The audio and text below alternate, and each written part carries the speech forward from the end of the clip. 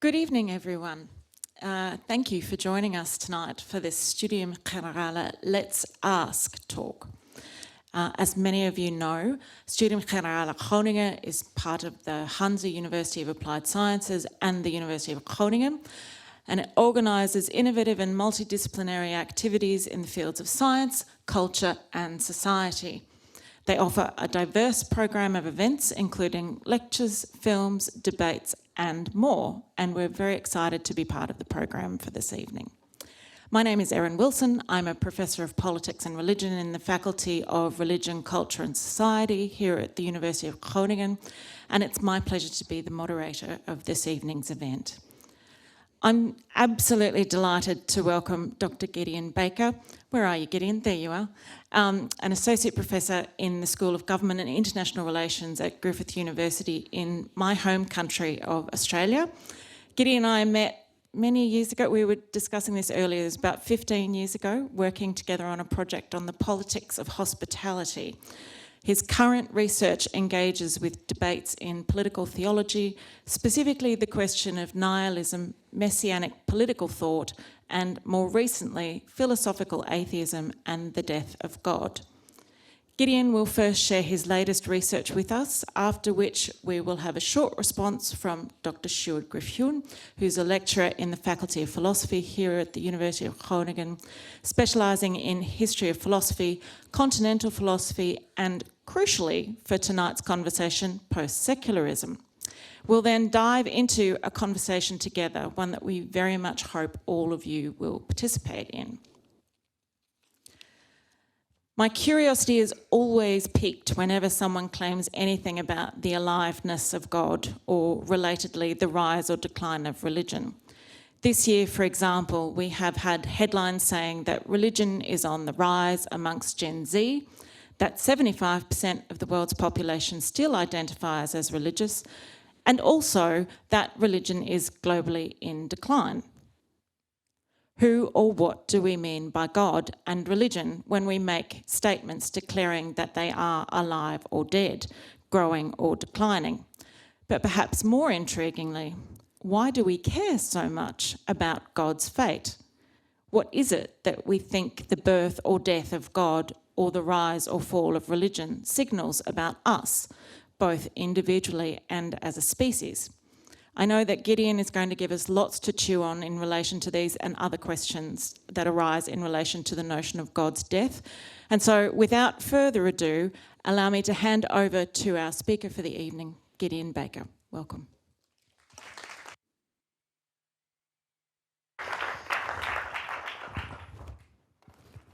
Is the microphone working correctly? Good, thank you. Well, thank you for the opportunity to speak to you tonight, and thank you in particular to Professor Erin Wilson for making it happen. So yeah, I want to talk today, obviously, not about whether God is alive or dead. That would be a little overambitious, but rather to more simply, in a hopefully a more grounded way, to consider what the thoughts or the concept of the death of God can do for us. Is this an idea that still has any relevance? As Professor Wilson was just mentioning, aren't we supposed to be seeing a revival of religion? The idea that God has died has sort of a whiff of the 19th century about it. It seems on the surface not to really be scratching where people are itching right now. So why is it that I think that the death of God as a concept can still be useful and enlightening and can sort of give us a different perspective on the sort of default story of secularization, which tends towards the idea that the death of God is sort of waking up from a bad dream and returning to our common senses. And I think that the idea of the death of God helps us to sort of maybe push back on that default approach to secularization. So, yeah, here we go. In April 1966, Time magazine asked on its front cover, "Is God dead?" Time was referring to contemporary death of God theology, especially the radical theology of Thomas Altitzer, who wrote also in 1966, and I quote, We must recognize that the death of God is an historical event. God has died in our time, in our history, and in our existence. We're going to come back to this question. There's a little bit of feedback here. Is that a problem for everybody? It's a bit of a problem for me, but I'll keep going. We'll come back to this question of who is the our here, who's the we, that is being evoked here. God has died in our time, in our history, in our existence. Who is this our? But we'll come back to that. The Altitzer.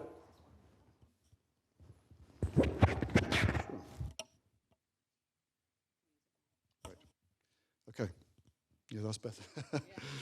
That's all right. So this Altitzer was an interesting character, Thomas Altitzer. He pursued ordination as an Episcopal priest in the United States, only to fail the psychiatric test necessary to take up his vocation. Like Nietzsche's madman in the famous aphorism to which we will return, and Altitzer was indeed told that he was mad based on his psychiatric evaluation. He went on to pronounce the death of God. Throughout his long life, Altitzer claimed not to be able to fully deny an epiphany of Satan in his youth, during which he claimed to have been, and I quote, truly possessed. So the same one who pronounces the death of God, that God no longer exists, finds Satan to be a real presence in his life in some way that he could never fully deny. His theology can be seen understandably as in part a way of confronting this shattering experience. And Altitzer's theology came to see the Christian incarnation as the becoming flesh of God in the body of Christ as the complete kenosis, that self-emptying of God. So much more than the Son's partial renunciation of the divine nature, as in Orthodox theology, but really the complete self-emptying of God in the incarnation. And I quote from Altitzer, "The God who acts in the world and history is a God who negates himself, gradually but decisively annihilating his original totality. If our world exhibits the absence of God, then," the end of quote. "If our world exhibits the absence of God, this is not because God never existed, but because God truly emptied himself out in the world, leaving nothing remaining." So indeed, Altitzer summarized death of God theology as he understood it by emphasizing this difference from conventional atheism, which holds that there never was a God in the first place. It was all a sort of an illusion and a bad dream, and we've come back to our senses. Well, for Altitzer, and I quote again, his position was different from this. "Mine is an atheistic position, but with a difference. If there was a God, and if there now is not, it should be possible to indicate why this change took place, when it took place, and who was responsible for it." End of quote. My own aims tonight will be a little more modest, but I share Altitzer's starting point that God did indeed die rather than never having been, although I don't mean this as a theology, as Altitzer did. And so I want to at least reflect on Altitzer's three questions. First, why did God die? Second, when did he die? And especially, who was responsible? Of course, all three of these questions presuppose that God is indeed dead. But coming back to the question on the cover of Time, is God dead? Perhaps we do indeed get an intimation of this death when reflecting on how strange it would be if it were posed as a headline today. And indeed, you will all have thought how strange it is that we're here tonight posing the question, is God dead? There's something about the question which no longer resonates, as I said at the start, that seems just frankly odd. What I mean by this is that while we can still obviously ask individual people the question, is God dead? Is God for you a living force, an entity in your life or not? Is God dead? Is a meaningful question for individuals. But the notion of asking it more broadly of a cultural epoch, as Time sought to do in 1966, is difficult to imagine. I can hear some of you saying that that's simply because Western societies are now more pluralistic than the 1960s. and the idea of God is therefore more diverse. This is true, but perhaps other explanations are needed also. After all, it is belief in the existence of God, rather than a particular religious idea of God, that's at stake here. And to this day, around 82% of Americans believe that their God is alive and well. I know the US is an outlier here, but even elsewhere it's notable, speaking anecdotally, that faith in some higher power seems to be very robust. So it's not that most people think that God is dead that explains the meaninglessness of the question posed by Time magazine today. They don't. So perhaps to come back to the point I just made, it's precisely the fact that this question, is God dead, can only be asked of individual people rather than an epoch or a moment, a cultural moment, that indicates the nature of the change. Compared to the 1960s, where, don't forget, Altitzer said, God has died in our time, he's able to invoke that hour in our history, in our existence. That's all quite unproblematic for Altitzer, to invoke that sort of collective experience of God's death. Well, that's what seems to have shifted. God no longer enjoys a collective cultural existence in post-Christian societies. I tried to follow up on this hunch by taking a typical response to the question, is God dead, that we might receive from somebody today. And the shortcut I took was to ask, as we all do these days, was to ask artificial intelligence. I've realized that my teenage sons ask AI literally everything. So I thought I'd follow their lead and ask AI, is God dead? As a way of sort of, what is the typical response you're going to get to that question today? And after all, these large language models are engaged in just giving us sort of a middle-of-the-road position on everything, so that's what I was looking for. So first of all, Gemini. What did Gemini say to the question, is God dead? I quote, "Today the phrase continues to be debated. For some it represents a definitive shift towards a secular, post-religious world. For others it's a call to re-examine the role of faith and spirituality in a modern context. So that's Gemini. Now, what about ChatGPT? Well, for Chat, the response was as follows. Many religious traditions and individuals continue to experience and express a living faith in God.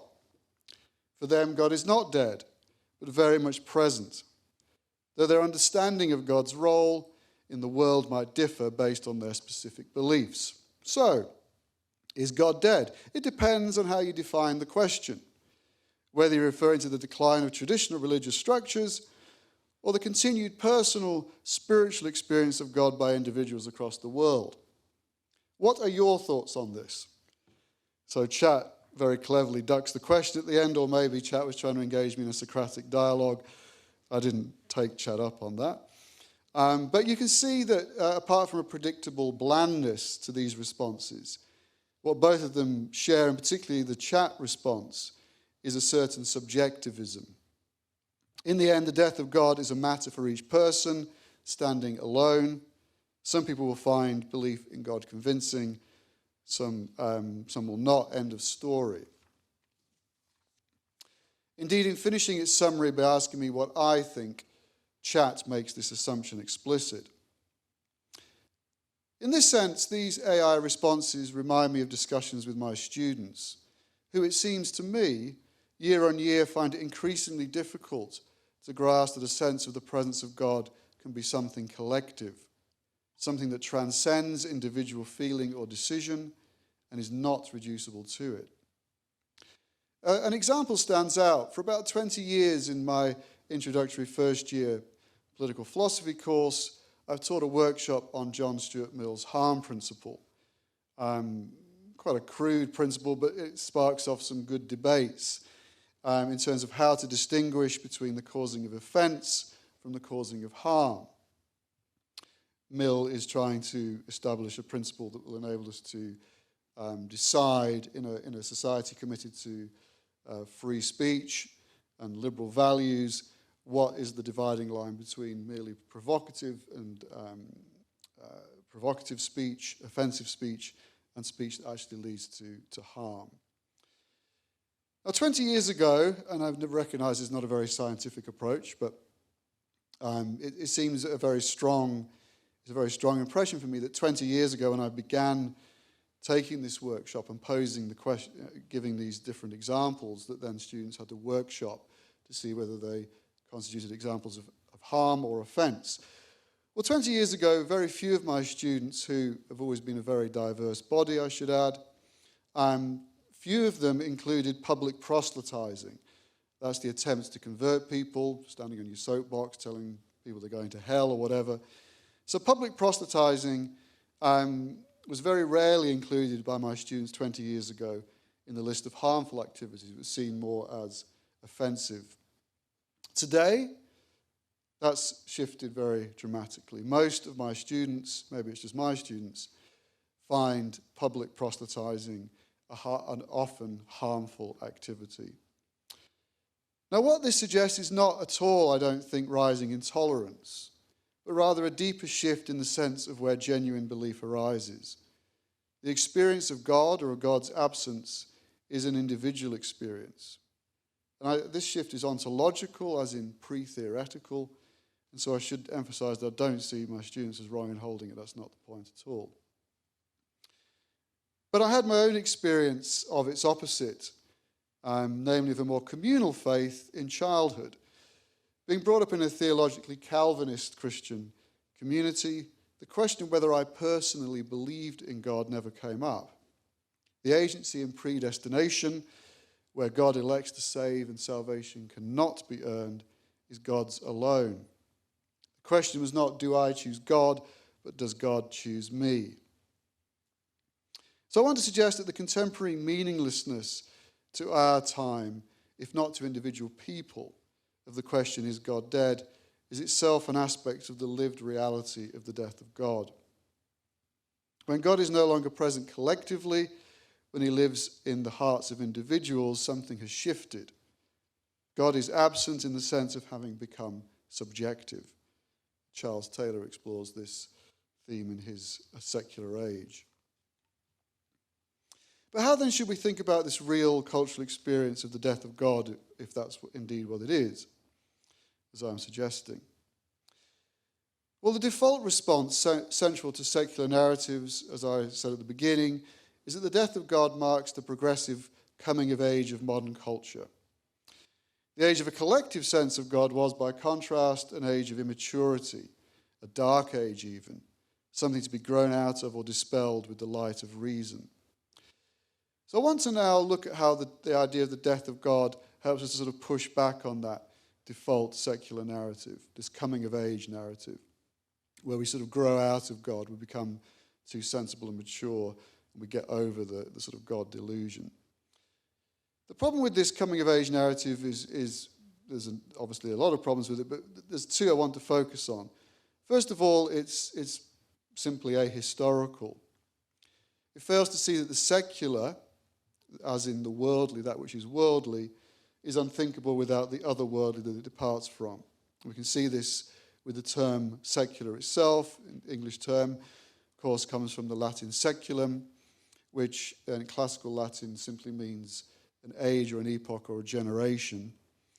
But then in the Latin of Christianity, it becomes that which is outside the world as it's seen from the standpoint of the church, that which is outside of the church. So the secular is the world as it appears from the perspective of the church. So what happens when we lose the church? What happens when God dies? Does the secular remain? No. We've lost the secular as well. The death of God ushers in something new and something potentially very strange. It's not at all that the death of God brings us back to our senses and we revert to something that, if it wasn't for God, we would all have been all along. The death of God, secularity are not what we tend to think they are. We need to think sort of, to find new concepts and new ways of thinking about the secular, and not just assume that it's some sort of default position that anybody with any good sense would adopt. The second problem with the coming-of-age narrative is that it concedes everything to the self-understanding of secular modernity, as I've said, as like awakening from a bad dream and coming back to reality. Now, that doesn't mean that we mustn't be resentful or too critical of this understandable impulse to self-assertion vis-a-vis God, as if it was somehow illegitimate. In The Legitimacy of the Modern Age, also published in 1966, as it happens, Hans Blumenberg warned us against this error, which misses how medieval Christianity self-destructed, leaving many big questions centered around the question of God, hanging, as it were.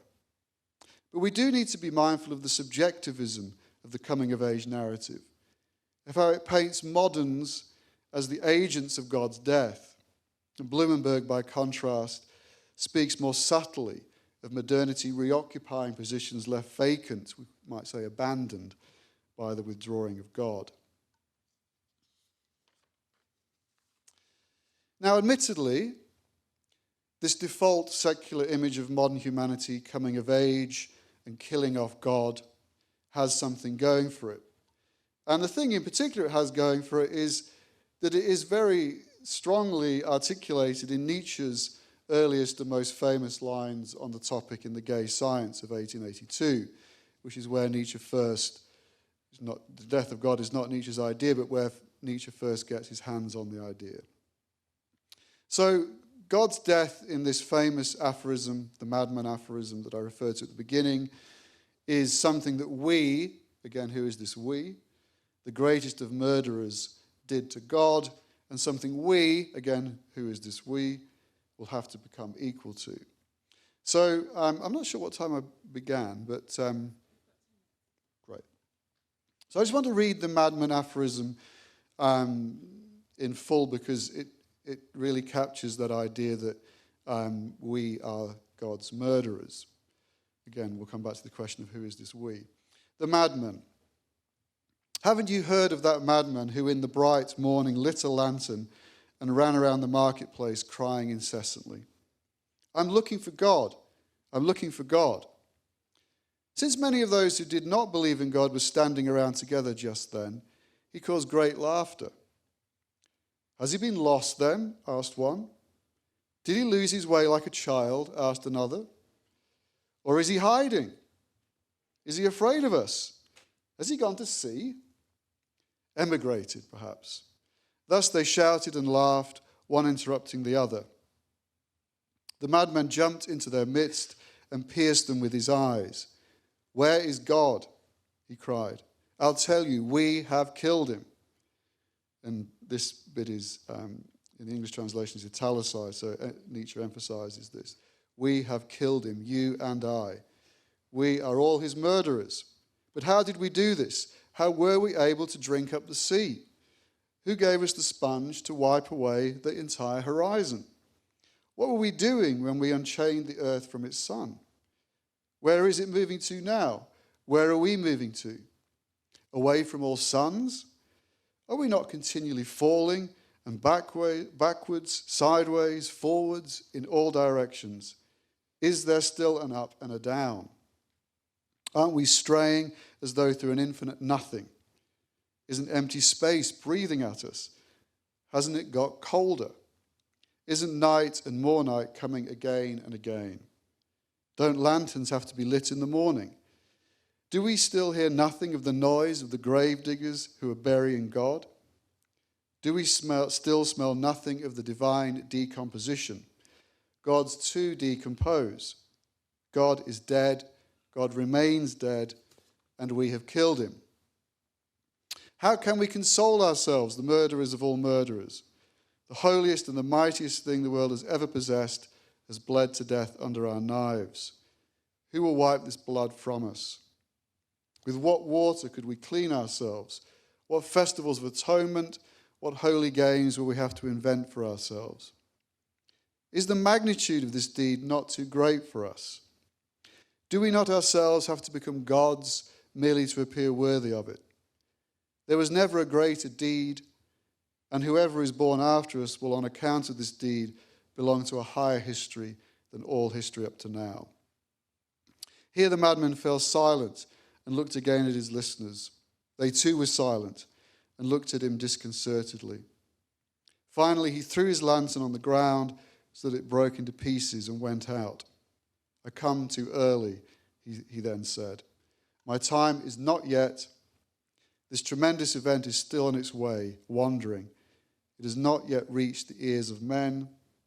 Lightning and thunder need time. The light of the stars needs time. Deeds need time, even after they're done, in order to be seen and heard. This deed is still more remote to them than the remotest stars." And again, we get this next sentence italicized. "And yet they have done it themselves." Okay, I think I'll stop there. So Nietzsche's palpable shock, that's the end of the aphorism. Nietzsche's palpable shock at the deed of our murdering God leaps off the page here. It's central to the whole madman aphorism. Indeed, the only two sentences, as I've said, that Nietzsche highlights in the text both refer to it directly. Part of the shock factor is that it really seems unlikely that we could kill God. Again, who is this we, and how is this we capable of such an audacious deed, about which we should note the madman has nothing to say? And we can't ignore that it is a madman giving us this tale of how God died. Let's pursue in finishing this thought further of the unlikelihood of us murdering God. Would it be more fruitful, or is there another perspective we could take here, that instead of us killing God, it is rather God who has abandoned us? The difference here is not trivial. After all, if God is to be treated not metaphysically as the highest being, but rather as a history, then what happens to God is not something that we decide. It is something that happens to us. Put another way, to think of the death of God in terms of human activity killing off the highest being is to accept implicitly the theistic God of the theologians. Despite appearances, it's not a secular thought. It's not managed to think God in a fully this worldly way, in a historical way. So what does it mean to say that God is a history, and that this history is one of God abandoning us? Well, it needn't mean that God is a necessary stage in some all-encompassing Hegelian totality, but rather that God is an inescapable fate. The vagaries and accidents of this history, Nietzsche will later call it the history of an error. In other words, not just an error.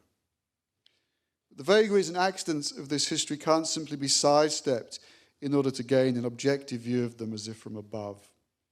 This above being precisely the still warm seat of God. And another thing, isn't imagining that we killed God simply the reverse of the position that God created us?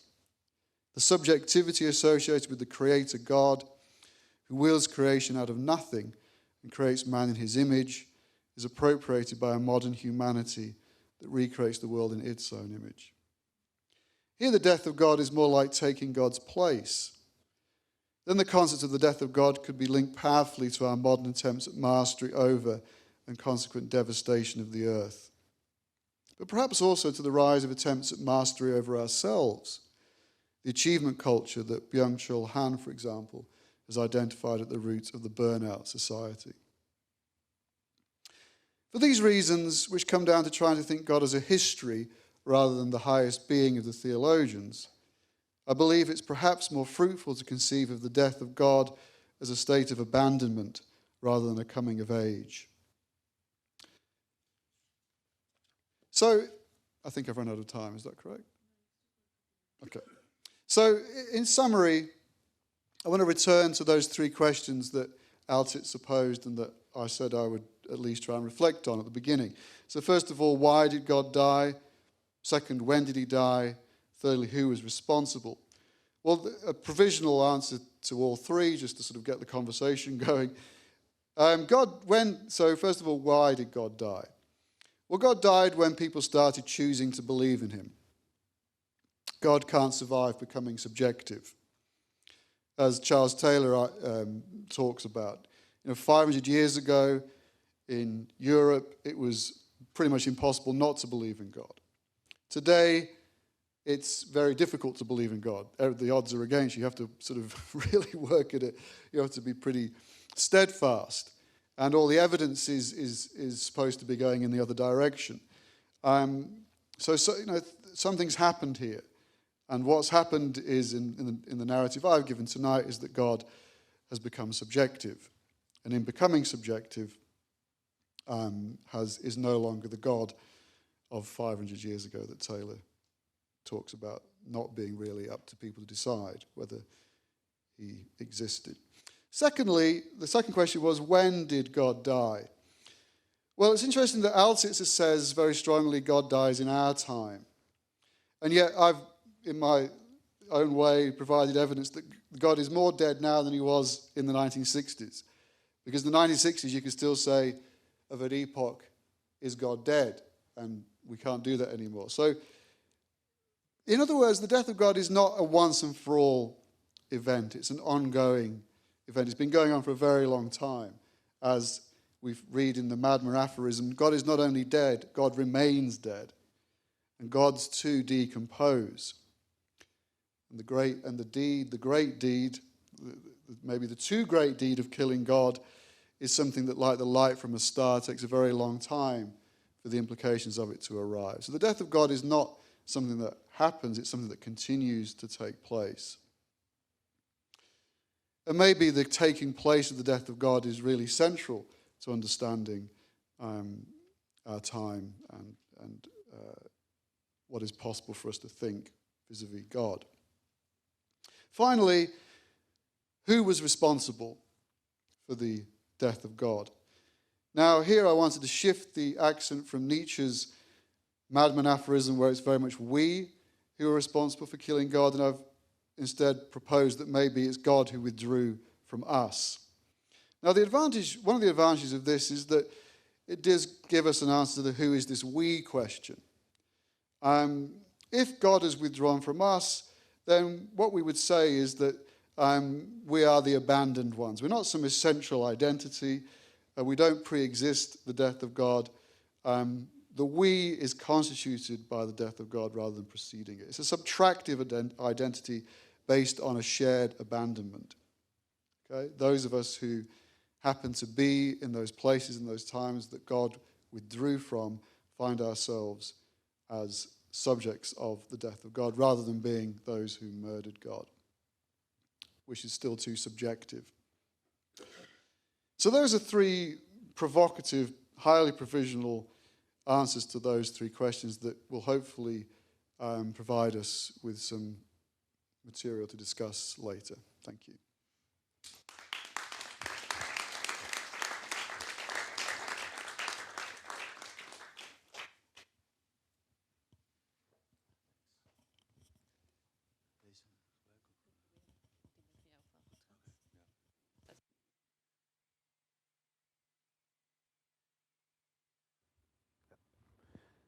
Test. Can everyone hear me okay? Yeah? Okay. So, well, let's see what happens. So first of all, thank you very much, Gideon, for that fascinating talk, and thank you and Aaron also for inviting me to give a response. Okay, here goes. Yes, it's bad, right? Okay. Techniques I wish and that God existed and could help us right now, but fortunately we have technology, so the new God. Okay, great. So it is not often that a philosopher can engage in real detective work, but now apparently we find ourselves at a metaphysical crime scene. God is dead, and perhaps he has been killed. However, as with every crime scene, much is still unclear. Friedrich Nietzsche, an apparent witness to the crime, has declared that we have killed him. But first, we need to determine whether it really is a crime scene. That is, whether he has been killed in the first place. Perhaps it was a fateful accident. Or perhaps God is not really dead, but just away. And I believe that we even have to investigate not only who the assumed victim is, but also whether a victim exists in the first place. Of course, as a philosopher rather than a detective, I cannot pretend that I am able to solve this mystery. What I will try to do, however, is to further demystify the situation by highlighting a few distinctions, building on Gideon's insightful presentation. So I will start with revisiting the first witness statement by Nietzsche, who claims that God has indeed been murdered. Gideon has already discussed this account in detail, so it will suffice to bear in mind that the madman in, not Gideon, but the madman in Nietzsche's Gay Science proclaims that we have killed him. You and I, we are all his murderers. I want to zoom in on the identity of the victim, and in doing so I will very consciously opt for a far more prosaic language than Nietzsche's. For I do not think that Nietzsche believes that it is possible that an actually existing monotheist God can in fact die. It is rather the idea of God that dies, that loses its credibility. Nietzsche does not appear to believe that there is something behind the cultural idea of God, that God has really existed before his death. On the contrary, Nietzsche affirms that all of our truths and values are ultimately and simply based on a will to power. So there's nothing behind. In simple terms, Nietzsche's proclamation of the death of God, although it sounds very revolutionary, appears to be, in my view, a mere metaphor. Given his own anti-foundationalism, his disbelief in anything other than the will to power, I would say that it cannot be anything other than that. And as a metaphor, it will likely not cause as much as a shock today as it did in the 1880s or in the 1960s, for that matter, as you yourself also alluded to, or just told us. What the metaphor illustrates can either be taken as a shift in thought, on the one hand, or a transformation in culture and society on the other. So in thought, Nietzsche indicates that with the death of God, the foundation for all of our truths and values has disappeared. And this could give us a sense of directionlessness, which is why the madman from the Gay Science exclaims that we find ourselves in a vacuum without up or down. We are, quote, continually falling, straying as though through an infinite nothing. End quote. In society, this metaphor simply describes secularization, the decline of religion, and with it, the decline of the power of religion to hold society together, to provide a sense of coherence.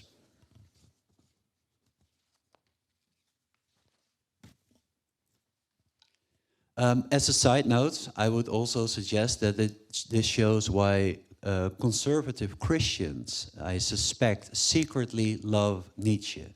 After all, he affirms their assumption that without Christianity as a cultural force, everything simply falls apart, and that we are left with only nihilism. Now, there is a second witness that we need to call on, namely Hegel. He has claimed that the death of God was not a murder, but that we should take this as more than a metaphor. God has actually died, according to Hegel. But what happened precisely? Without explaining Hegel's philosophy in full detail, which I don't want to do, I cannot do, and we would be here for several weeks, I think. But we need to bear in mind that history for Hegel is a gradual process in which God and humanity become one. So Hegel takes the Christian story of salvation and gives a few philosophical spins to it. First, God and humanity are not only reconciled at the end of history, as is the case in Christianity, but they truly become one to Hegel. Second, God is fully enveloped in this history. He is not a transcendent agent hovering above history and acting on history. He becomes fully and exhaustively immersed in history. The theological term that describes this process, also mentioned by Gideon, is kenosis, the self-emptying of God. Hegel writes about this in his lectures on the philosophy of religion, and now comes my long philosophical quote, which is more difficult to understand even than Nietzsche's one. So I quote, "God himself is dead," it says in a Lutheran hymn, expressing an awareness that the human, the finite, the fragile, the weak, the negative are themselves a moment of the divine, that they are within God himself, that finitude, negativity, otherness are not outside of God and do not, as otherness, hinder unity with God, end quote. So the death of God is a real event in Hegel's mind. It means that God, as an abstract, transcendent sovereign, crashes down to earth, as it were. But in doing so, it becomes possible for God and humanity to become one. The implication is that in finding finitude within infinity, humanity within God, infinity is also found within finitude and divinity within humanity. Feel free to immediately forget about all of this, because I know that Hegel can be very headache-inducing, but I do think it is relevant to highlight Hegel's account, because if the death of God is being talked about in terms of this self-emptying, as Thomas Altizer did, or if we refer to God himself as history, then we are in the proximity of Hegel rather than Nietzsche. And this would mean that the death of God is somehow more than a mere metaphor. But if we regard God as history in a more than metaphorical way, how can we do so without divinizing history, without making history divine? In other words, what is left of the Hegelian idea of the death of God without Hegel's fundamental sense of optimism, his belief that the death of God is a stage in the perfection of humanity. So what is left of this idea without Hegel's optimism? So continuing our detective work, we invite a final witness who tells yet a different story. God is not killed, he is not even dead, he simply left. This is also what Gideon has suggested in his presentation. God has withdrawn from us, he has abandoned us. Our final witness is not a single person, however, but more an intellectual tradition which has its roots in the Jewish Kabbalah. 16th century Kabbalist mystics, most famously Isaac Luria, have argued that God has not simply abandoned his creation, but that God has made room for the world's existence by withdrawing from it. In other words, God's disappearance is simultaneous to the creation of the world. Gershom Scholem, a philosopher of religion and an expert on Kabbalah, indicates that there is a tragedy inherent to the story. That is, it is essentially a theology of exile. As mystics like Luria lived in the diaspora, they conceived of God and the entire cosmos in essentially exilic terms. Alienation or estrangement is not only the fundamental human condition, the world itself, the cosmos itself, is determined by it. And even God is subject to this exile. Scholem writes that this creates a, quote, cosmic picture of galut, end quote. Galut means exile. And I quote again, all existence, including God, subsists in galut, end quote. In his own philosophy, Scholem himself draws on this Kabbalist tradition. To him, the absence of God, the sense of the godlessness of the world, becomes paradoxically a sign of hope. We feel God's presence most strongly in his absence, as it were. To quote Scholem again, is it true that he, or God, does not reveal himself? The disappearance of God to the point of nothingness is perhaps a matter of the highest urgency, since only a world that is completely emptied of him will reveal his kingdom, end quote. So not only does this nothingness, the void that is left behind by God, remain as a divine sign, the Kabbalist's tradition and its modern reception also indicates that traces, sparks, or fragments of the divine remain behind when God retreats from the world. Stefan Moses writes in his book The Angel of History that the work of Scholem, but also of Walter Benjamin and Franz Kafka, quote, offers the image of the world bereft of meaning, empty of all divine presence, but where hollow traces still exist of the escaped transcendence. Or, another quote, God is obviously absent from the world, but his traces are still so visible that it is enough to decipher them to discover the place where he has withdrawn, end quote. Apparently, despite God's pervasive absence in the world, fragments of hope remain. Final page. Bear with me. Now, I will try to take stock of this final testimony and in doing so reconnect it to the first two witnesses. Returning to the terms I have used before, we must first ask whether the disappearance of God and the traces or fragments that are left behind in the process should be taken as a mere metaphor or as more than a metaphor.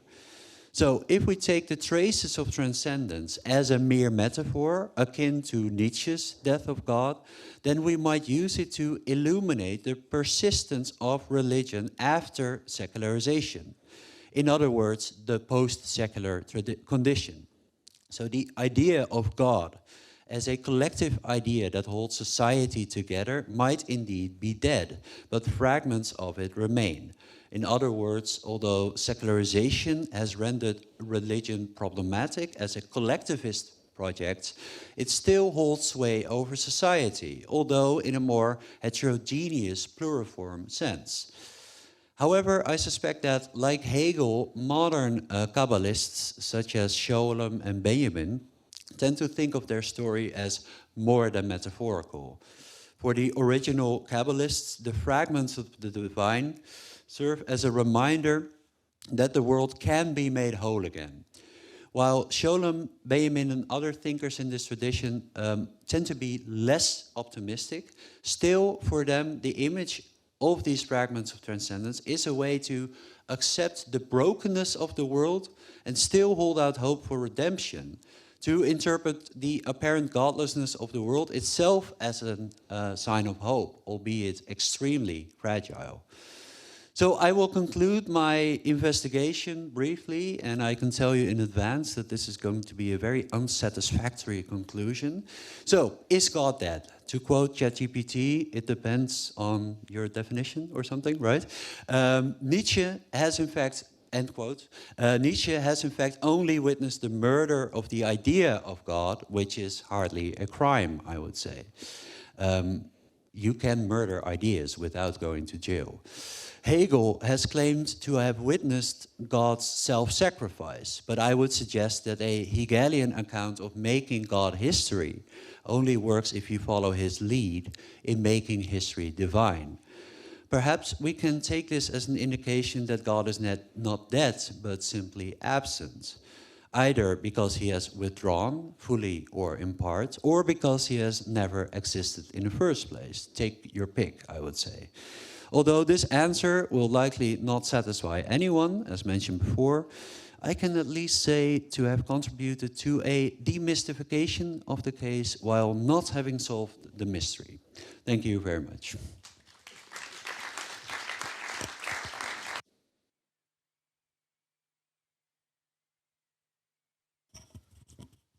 Thanks very much, Sjoerd. We're just going to do some mild furniture rearranging. So while we do that, I'm going to try, and no doubt fail, to summarise a bit of what we've been discussing so far this evening, and I'm going to throw a few questions at both Gideon and Sjoerd. I think one of the things that is maybe helpful for us to get clear, or try and get clear at least, there's at least two different conceptions of God that get muddled up in these conversations about whether God is dead or not. And one is the literal idea of God, and the other is, as Gideon has been talking to us about, this history of God as a... Oh, you're going that way, sorry. We'll just have a little dance. The history of God, and that is not God as a being, but God as representative of our collective moral foundations. So, and there are, within both of those ideas of what God is, there are multiple others, so multiple subcategories of both of those, I would say. And no doubt every single one of us in this room has a different conception of what the term God as a being or God as a collective moral foundation might be. Start thinking about those if you want to pose questions. One of the things I was wondering when Gideon was talking, he spoke about, actually I'll just invite Gideon and Sjoerd to come and join us up here. Try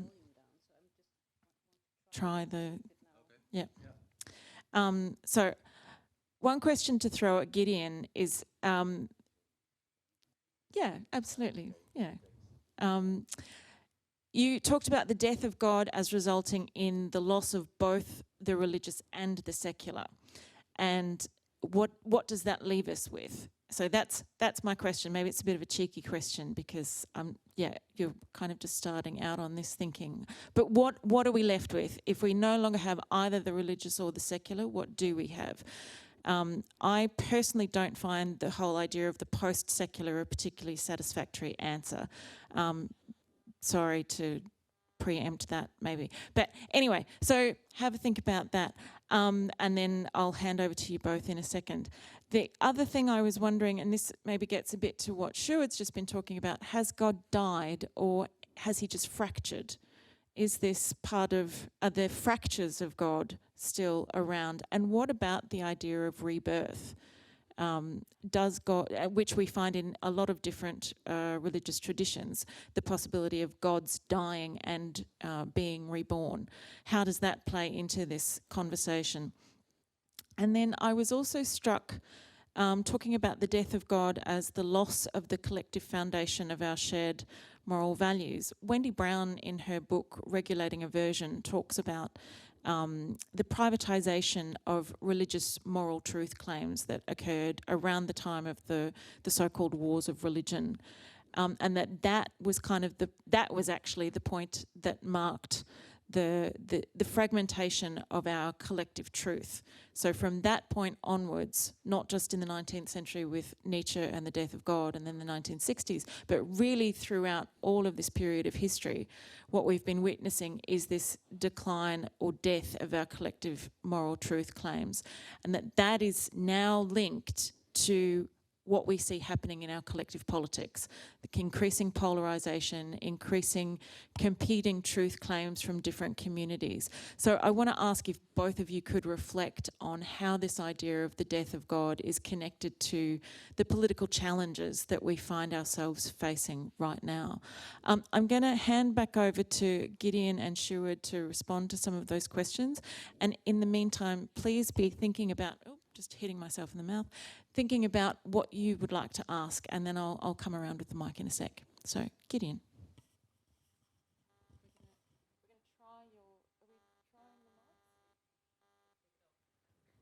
I took it off. Yes, thank you, Aaron. Lots of questions which I didn't get a chance to write down, so I'm trying to sort of bring them back to mind. Yeah, I mean, maybe I could just pick off where you left off, Sjoerd. Is the death of God just a metaphor? Is what we're talking about here something that we can sort of get a view of from the outside? Say, well, actually, God did or did not die. Or I guess what I'm trying to articulate is that the death of God creates a vacuum that we all find ourselves in. And so the secular, coming back to one of the questions that you asked, Aaron, the secular is something new and strange It's not a return to, I mean, obviously, and this is again what I mean by the death of God as a history that's not some Hegelian sort of revelation of the truth of religion and the truth of God and the truth of history, but the death of God as the culmination of an era, the history of an era, as Nietzsche terms it, in which we have to find a way to navigate new waters. This is not something that's ever been experienced before. What does the absence of God look like? What are the possibilities? I mean, these are all Nietzsche's questions, of course. What are the possibilities that it opens up? What are the new horizons? And for Nietzsche, of course, the attempt is to see all of this as offering great new possibilities. But there's also the recognition that very few people will be able to seize that. And Nietzsche's Zarathustra is an attempt to sort of show how difficult it is to seize the death of God, if you like, to not be overwhelmed by the death of God. Think about the end of the fourth part of Nietzsche's Zarathustra, where Zarathustra encounters the retired pope, the old pope, who says that Zarathustra is more, even though Zarathustra is the most godless, seeks to be the most godless and pronounces the death of God. But the old pope recognizes that actually Zarathustra is more of a believer than he, the old pope, is. That getting rid of God is the thing that is impossible. What the implications of the death of God are open, as I'm trying to articulate, but just saying the death of God doesn't concern me because God was never real. God never existed. It was all a mistake. That's not an option. And to the point where the old pope is actually, the retired pope is better able, is more godless than Zarathustra because he's not struggling against the dead God, not full of resentment against the dead God. A little bit of a meandering response, trying to knit together those questions, but sure. So I will try with this microphone now, see if it works. So very interesting, and well, first of all, I would still like to press a little bit further, and I'm curious to hear what your response will be on this idea. Is it more than a metaphor, and then if so, what is it? And I would simply say that I mean, as I see it, the way we're talking about it now, as a historical and societal issue. But why can't we simply talk about secularization? I know that it has all of these, there's difficulties around the term, of course, but I just find using the phrase the death of God to mean secularization confusing.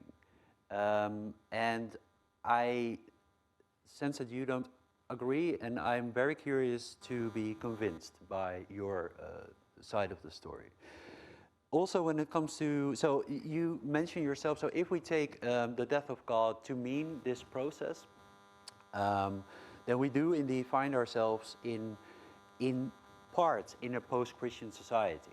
So we do have to deal with sometimes empty churches or repurpose those churches. And that itself is, I would say, a metaphor for a society that has moved beyond not Christianity, but at least Christendom, and Christianity as a collective social project.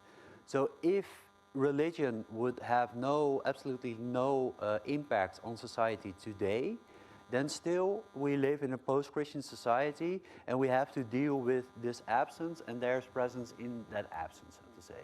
But I would say we don't live in a post-Christian or in a post-religious society. On the contrary, religion is everywhere, and I think that everywhere where religion is, there is politics, as you will probably agree. So even the complete privatization of religion itself exists on the basis of a political constellation.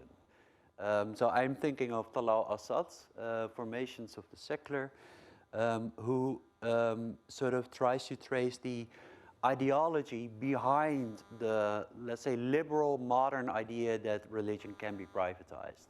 There's an ideology behind that that itself is informed by religion. So the secular, or secularism as the ideology of secularization, is itself informed in several ways by, well, for instance, Protestantism.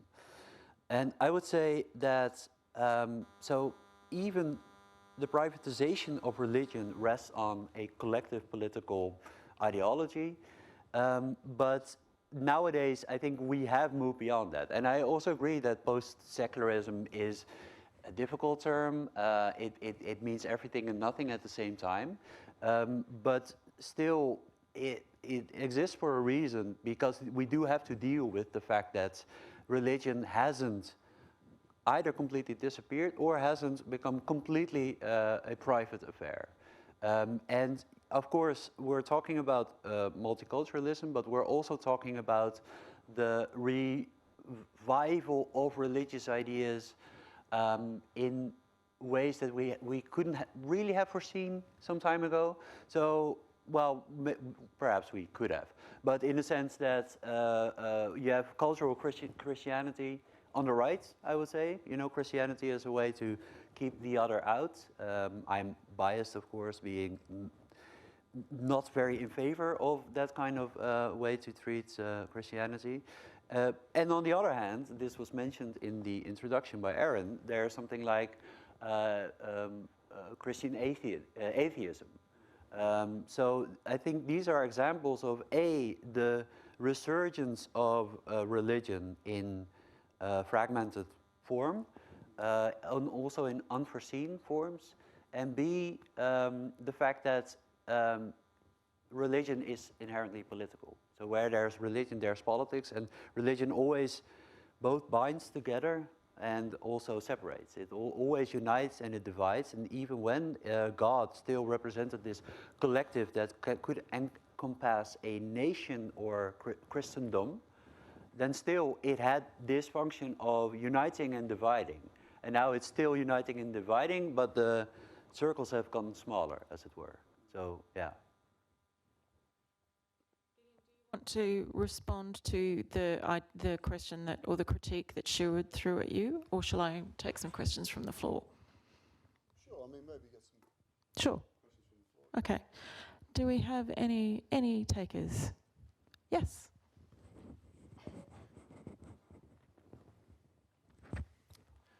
I don't know to what extent this might be directly relevant, but for me it seems interesting, the question of New Age spirituality in the whole question of like contemporary religion and spirituality. I read an interesting book which was talking about how New Age corresponds to postmodernism, but in religious thinking, I guess, because New Age is a bit like it's like anything goes. All religions are right. No religion is right, but it's like the flip side of postmodernism. So they're like everything is true. So postmodernism is like nothing is true, and New Age is like everything is true. And I was just thinking that it seems to me to be, in a way, you were talking about how religion like divides and unites, but then on like more kind of, in smaller groups. But then I was thinking that New Age seems to kind of have some kind of possibility to unite on a more universal level maybe than previous religious movements have been able. But at the same time, I also know that New Age is also very individualistic. On the other hand, it can also be expressed very much in like these self projects. But I feel like there is several dimensions to it. Yeah, and then also then connecting that to the whole kind of dialogue, because I was thinking that this death of God has in some way also made it possible to have such a individualistic spirituality or religion as it's expressed in the New Age, and that this individualism makes space for a new kind of universality. Yeah.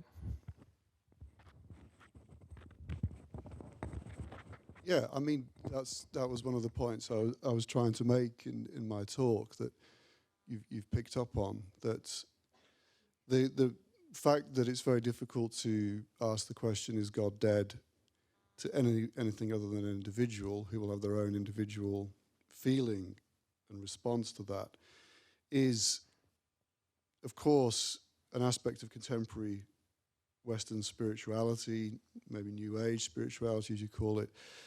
But it could also be framed as a real experience of the death of God, in the sense that God structured Christian culture for many centuries. Again, coming back to Charles Taylor's point that, you know, it really is striking that 500 years ago it would be almost impossible. I mean, we know of very few. I mean, atheism in the early modern period is really more about a denial of providence in something like Spinoza. The claim that God doesn't exist and doesn't concern us is literally unthinkable 500 years ago. And now it's almost as unthinkable that God could be anything other than an individual stance towards the transcendent. So these are ontological shifts. It's fundamental. It's not. This is what part of the reason I'm trying to say that the death of God is something that happens unto us, that befalls us, because in the end, as Charles Taylor articulates beautifully, you know, we can't decide how we encounter transcendence. And in fact, our experience for many of us is that no matter how much we want transcendence, that transcendence has withdrawn. It's cut off from us. Taylor uses concepts like, you know, the buffered self as opposed to the porous self of the pre-modern era, where it's just very hard for us to take the idea that there are forces, you know, that would, in the end, what we see is individual minds and then a world, the sort of Cartesian separation, and that's not just a textbook thing that we teach our students. That's a real experience. It's very hard for us to believe in magic, in transcendence as something that sort of percolates between us all and affects us all in ways that are outside of our control and might be completely beyond our capacity to think. That sort of transcendence scares us and is not really an experience for us, for most of us. And that's the way it is. We have to sort of make the best of it. I was just thinking that, like, because it's interesting, because in the New Age movement, like the experience of magic and supernatural powers and these kind of synchronistic experiences, that the term that Carl Jung termed, is like very much a reality in the New Age circles, for example. So I find that interesting because I feel like the New Age is especially characterized by this like experiential characteristic to spirituality. So they move away from the idea in the sense that they say all ideas of religion are equal. So there's no one idea that's above the other. So they move away from thinking of their relationship to like God in this case as like Christian God, Muslim God, or this or that God. And it's more like you can't capture God in an idea. So at the collective level, the God is dead. But at an experiential level, I feel like New Age really, that's where it happens. So in contrast to what you were saying, I was just thinking that at least that in New Age, it is characterized by that kind of experiential. Thank you. Just quickly, if I might. Yeah, I mean, I think there is a sense in which we, again, who is this we, have moved beyond even sort of 10, 15 years ago, certainly 20 years ago, the sort of new atheism, the four horsemen, you know, we all know who they are, Daniel Dennett and Richard Dawkins. That sort of approach, you know, the protesting too much, protesting so strongly and vehemently that God was a terrible mistake and anybody who ever believed in God was a fool. It doesn't capture contemporary spirituality. And I think that sort of, what would Nietzsche say about the four horsemen of the new atheist apocalypse? He'd say, well, precisely, they haven't got over God. That the naysaying is still tied to the old God. The only thing that can be affirmed is that God is dead. It's a fundamentally naysaying approach to life, which then continues in the way of from a Nietzschean perspective, the old metaphysical Christian God, who was already a denial of life. And so here you are denying the God that denied life. It's all denial. It's actually a continuation of the problem. Whereas what you're articulating is a form of spirituality which is sort of beyond the death of God, maybe. Maybe the sort of new atheism is sort of the last gasp of the old God. And that those who really are living the death of God don't need to sort of constantly denounce God, say he was never real. Why would you do that? Why expend all that energy? Other questions? Yeah. Hello.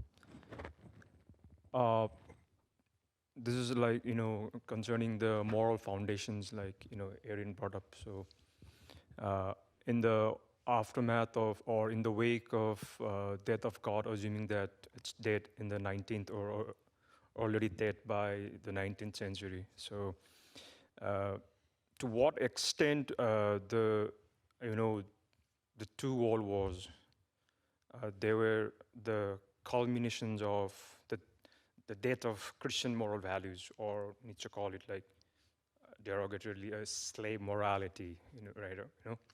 So do you think that, as nihilism kind of overpowered after the death of God, do you think that was an expression of, as we completely abolished the Christian morality and all the competing ideologies all the ideologies were competing with each other, and World War was kind of an outcome of the moral, Christian values. And adding to that, so since assuming that the decadent Christian values are gone, so have we, in the context of European society, have we devised any new moral values or master morality, to borrow Nietzsche's, concepts? Yeah, thank you. Mind if I'm also very curious to hear your thoughts on this. So first of all, so you mentioned the world wars, right? And I think that we haven't touched on that yet, but it does play a very important role. Especially when it comes to the question of evil, or the problem of evil in theology. So historians of philosophy tend to suggest that the earthquake of Lisbon in 1755 sort of created atheism. Because at first there was this unshaken belief in providence, so that all evil that would happen in history would somehow be annulled or made up for by providence. And then they saw the earthquake and thought, what, God could do this? And this sort of made it difficult for certain people, and then we're talking about only a few individuals, to believe in a providential God. And I think that's the same problem after Auschwitz, after the Shoah, that it is definitely also still for right. So after Lisbon 1755, you had these attempts at taking evil in history more into account, seeing it more as a part of, for instance, a dialectical process, as in Hegel. So it was a more complicated answer to the question of the problem of evil. But then I would say Shoah, Auschwitz, was so terrible that even varieties of Hegelianism lost all credibility. And still, you barely see unadulterated defenses of progress as an objective fact in history. Exceptions exist. I'm thinking of Steven Pinker, I think, who has his book, The Enlightenment Now. But that's an exception, and it's an exception for a reason. So I think that that's a very good point that you raise, and I think I forgot about the other point, so just maybe you can also respond. The moral, the relationship between the death of God and sort of moral crises and nihilism. I mean, what Charles Taylor calls the modern moral order, you know, that seems to be fairly robust. You know, God might be dead, but we feel very strongly that human rights still live. We feel very strongly that individual dignity is important. I have a lot of discussions with my students over, you know, do you need the old God to underpin this modern moral order, or is it a case of saying, thank you very much for sort of pointing the way, and now we'll take over from here? And, you know, that's an interesting debate, isn't it?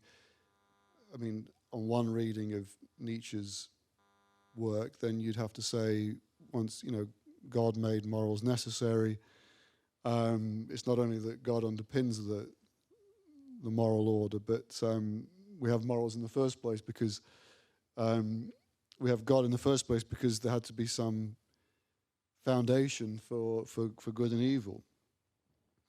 So the relationship between God and morals is, of course, very complicated, but it is a striking feature that while the death of God is something that we can talk about as a lived reality, the modern moral order seems to be very robust, and it doesn't seem to have led to. You don't see many people saying, "Well, God is dead, therefore anything goes." That's quite an extreme position. So maybe the moral order that God was seen as underpinning can survive, can persist perfectly well without God. Can I? Yeah, go for it. So yeah, very interesting point, and I definitely. Well, first of all, I definitely agree that we can use Taylor to answer a lot of these questions, and I also think that we mustn't. So that Nietzsche also makes the mistake of pinning everything on God, and I think Taylor, he is the foundation of all morals, and without him, anything goes. And I think that Taylor also very nicely shows, but also other philosophers, historical philosophers, that the modern moral order is itself has heterogeneous in nature, and it also has different roots. It has different roots, and these are not all, of course, religious, and let alone all Christian. But I would say also that maybe you can define the modern moral order, but I do definitely see a fracturing in that respect. I don't think that if you look at the way we are completely divided now in society, we live in different worlds in terms of information bubbles, but also in different moral worlds. I would say that there's definitely a problem there. But maybe I'm just misremembering that Taylor has a very specific definition of the modern moral order. But that would be my response. Yeah. It's hard to get past the feeling that there's an increasing sort of fracturing. But I mean, sometimes since I read A Secular Age, but I mean, I think Taylor's modern moral order is just simply, you know, in broad outline, the idea of a moral order in which the individual is paramount. Yeah. You know, in Western modernity, the social contract is now individuals. It's not the good is found in the world. The good is contractual, based upon obviously in at least some readings of the social contract, self-interest, but certainly the interest of the individual, the ontological reality of the individual person being the foundation of the modern moral order. And I think that's at the sort of most fundamental level what we're talking about here, aren't we? I mean, human rights would only be one sort of epiphenomena of that, but it clearly flows from the sense that I think Taylor has identified correctly, that and it's not just moral, it's ontological, that in the end the individual reality is the only, that's the real, and everything else has to be constituted from that basis. And again, one way of looking at that modern moral order is that it already expresses, it's already an expression of the death of God. So again, this is why I said the relationship between the moral order and God is complicated. It depends sort of how you want to approach it. I think maybe one of the other things that we keep talking about God as the foundation of the moral order, but also God was the authority that we appealed to enable us to enforce that moral order. And that, I think, is one of the things that we're missing now, is that if the moral order is founded on individuals and we are able to claim our rights or claim our dignity, who do we claim that from? And who do we appeal to when that dignity and that individual human rights are not being upheld and that is also, I think, part of the fracturing of the international order that we see at the moment too. I think there was a hand up the front here. Yes. All right. I don't know if I need a mic. Okay. So for Nietzsche, God as an idea came into existence because people were very poor. And they wanted a means to acquire power. So that's the genealogy of morals also for God, I think. So that's very clear, but why then would God be dead 140 years ago when people were still very poor and didn't have power? It would make much more sense for Nietzsche to say it now because people are not very poor anymore. But why would he say it 140 years ago? That's the question. So I think I can answer it, but I'm more curious to hear what Gideon thinks because I do think you know more about Nietzsche. So maybe if okay, well, okay, so maybe you can pick up the fragments that I have left behind. It's a good question, and I think that there is this. I'm just going to improvise a little bit. So I've read Genealogy of Morals and some other stuff, but not his entire oeuvre, right? So I'm going to reconstruct on the basis of the Nietzsche knowledge that I have. But I do think that there's this critique of Christendom and the way it falls short of its own Christian dogma, so to say. So there are some truth claims in Christianity, so blessed are the meek, etc., etc. And then you have modern capitalist society, which claims to be based on those values, but reality and theory drift so far apart that the situation becomes untenable. So there's this logic in this history. It's like a self-fulfilling prophecy. So in Genealogy of Morals itself, I think he talks about that you have the, like within Christianity, this aesthetic drive towards negation, namely negation. First, I don't really remember how he exactly phrases it, but negation of false gods, of false truths. And then this aesthetic force within Christianity, eventually, after it has destroyed all of the false icons, is turned against Christianity as a dogma itself. So it has destroyed all of the false icons. It has said, this is not true, this is not true, this is not true. And then eventually there's only one truth that remains that should then be denied, namely the truth that God himself exists. So I think that's how Nietzsche explains it. So on the one hand, you do have this slave morality that brings religion, that type of religion, Judeo-Christian religion, into being. But it is then not destroyed by the Übermensch, I think, but by the inner logic within Christianity. That's how I remember it. Yeah. Does that make sense? I agree. Yeah, okay. I think it's you're right. You know, why is Nietzsche so convinced that God is dead when he lives in a time when, to all intents and purposes, God's?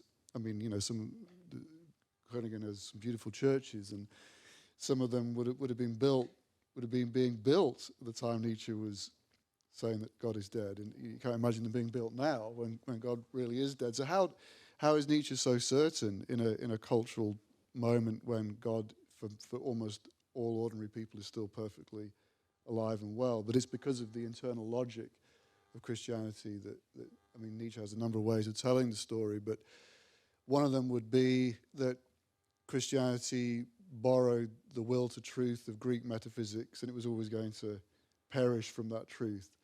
So Christianity turns out itself not to be true. So if you make truth the highest value, then you can expect that to come back and haunt you. So Christianity is the continuation of Greek metaphysics elevating truth, as it was always going to be hoist on its own petard, as to quote some Shakespeare, to swing on its own rope. But there's other versions of the story in Zarathustra. The God is described as dying of pity, which is complex. But I mean, I take it to mean that Christianity is a religion which elevates, meekness and mildness. But in the end, Nietzsche's quite classical here. He thinks that to be pitied is the worst thing, and those who are loved of God, who are pitied by God, end up so nauseated by being pitied that they turn against the one. And this is Nietzsche's depth psychology at work. You know, who's the person who, in the end, you really want to murder? It's the person who's really nice to you because they pity you. So the pitying God is the God that can't be born in the end. So that's another version of the self-destruction narrative.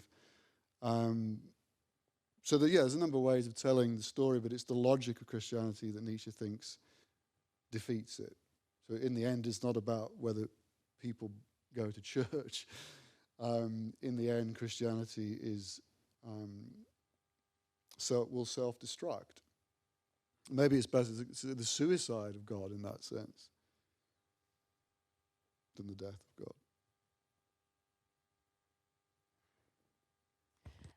I'm afraid that's actually all we have time for this evening. So we've come to the end of our time together. Thank you all very, very much for joining us for tonight's conversation. I particularly want to thank Gideon Baker, all the way from Australia, and fighting influenza. So we're very grateful to him for soldiering through. Also to Sjoerd Griffioen for joining us. I'd like to thank the Studium Generale team who've put on this evening. Again, thanks very much to all of you for being here and joining in the conversation. We hope to see you again at future Studium Generale events. Enjoy your evening. Thank you.